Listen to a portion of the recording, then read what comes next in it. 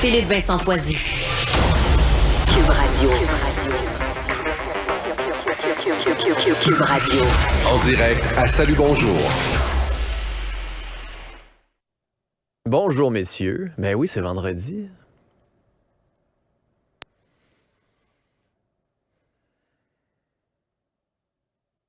Avec Justin Trudeau aujourd'hui. Oui, et c'est un peu Justin Trudeau, la sauce dans le bœuf bourguignon. Hein? On a eu cette semaine des légumes, des cubes de bœuf, des morceaux de patates, mais tout ça, individuellement, ça fait pas un super repas. C'est lui qui va comme venir mettre cette sauce-là avec tous les ingrédients qu'on a eu, un peu de sécurité publique, un peu de finances, un peu de droit, et c'est lui qui va devoir nous expliquer pourquoi le gouvernement a décidé d'appliquer cette loi sur les mesures d'urgence, alors que la GRC avait des plans, alors qu'on nous disait que la police avait plus de pouvoir qu'on l'a laissé entendre, alors qu'on a dit qu'il y avait peut-être du financement étranger, mais que finalement, il n'y en avait pas tant que ça.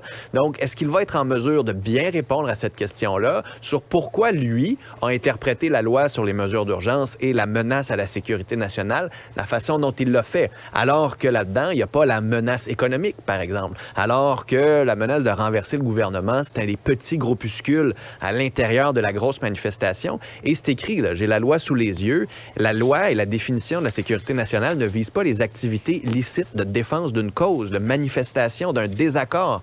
Okay. Alors, à un moment donné, son témoignage aujourd'hui est hyper important pour savoir s'il l'a fait comme il faut ou non. Okay. En plus, aujourd'hui, c'est une très belle température pour un bœuf bourguignon. ça peut pas bien tomber. Hein? Oui, c'est vraiment une météo. J'ai pas de fenêtre, mais... On croit, nous. Nous, on a juste ça, des fenêtres, je te le dis. Je crois. Je veux t'entendre aussi sur un dossier du Devoir ce matin qui est intéressant, sur la réalité des médecins de famille qui croulent sous la paperasse, les formulaires de la CNESST, de la SAC. Il y a un médecin qui dit la médecine qu'on fait en ce moment, c'est de la médecine fast-food. Oui, non, c'est ça. C'est assez particulier de voir leur réalité. Moi, ça faisait un petit moment, je vous en avais déjà parlé aussi. Il y a un sondage de la Fédération des médecins omnipraticiens, pour voir dans le Journal de Québec aussi là-dessus. Il dit le quart de la semaine de travail, c'est de la paperasse, c'est des documents. Il est malade, OK, il peut pas aller travailler. Il s'est fait fouler une cheville, il faut qu'il aille voir un physio. Il a besoin d'une radio. C'est toute cette petite paperasserie-là qui allonge et alourdit le travail, qui rend la médecine familiale un peu désagréable, mais surtout qui fait en sorte qu'ils ont moins d'heures à offrir au public. À un moment donné, la vraie question, c'est est-ce que c'est un problème légal? Est-ce que c'est un problème des compagnies d'assurance?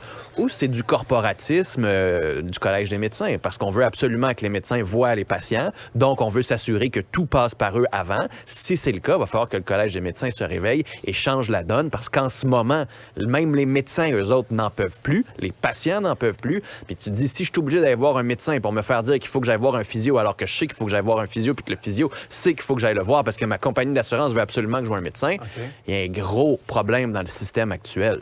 Oui.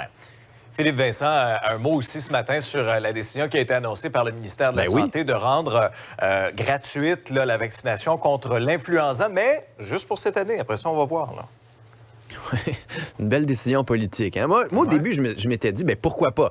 Tous les virus sont là, donnons-le à tout le monde. Les gens vont se faire vacciner pour la COVID, vont se faire vacciner pour la grippe dans l'autre bras, tout va bien aller. Sauf que j'ai eu Luc Boileau, il y a 2 semaines, qui est venu me dire, oui, mais ça change rien. C'est pas une bonne décision de santé publique. C'est de l'argent qui ne sert à rien parce que le vaccin protège surtout contre quoi? Contre les formes graves de la grippe. Donc, ça va faire en sorte que vous n'irez pas à l'hôpital si vous avez le vaccin et vous pognez la grippe par la suite.